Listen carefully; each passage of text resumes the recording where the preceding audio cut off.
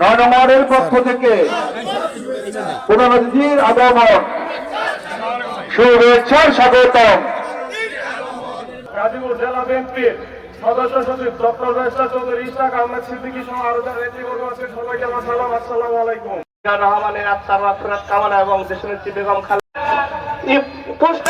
আজকে আপনাদের সামনে যার উদ্দেশ্যে এত আয়োজন সেটা হলো জনাব ইশাক আহমেদ সিদ্দিকী। ওনার জমিদার বংশের সন্তান, উনি খুব ভালো লোক, সৎ লোক।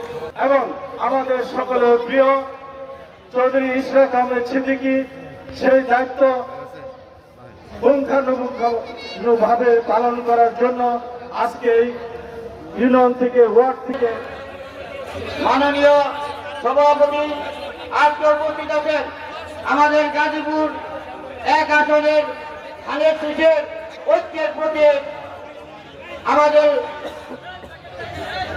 গাজীপুর জেলা নবগঠিত তারেক রহমান জিন্দাবাদ, চৌধুরী তানভীর আহমেদ সিদ্দিকী জিন্দাবাদ, চৌধুরী ব্যারিস্টার ডক্টর ইশাক আহমেদ সিদ্দিকী জিন্দাবাদ।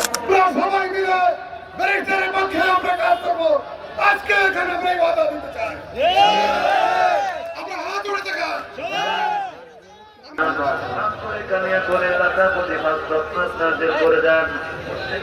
সকলকে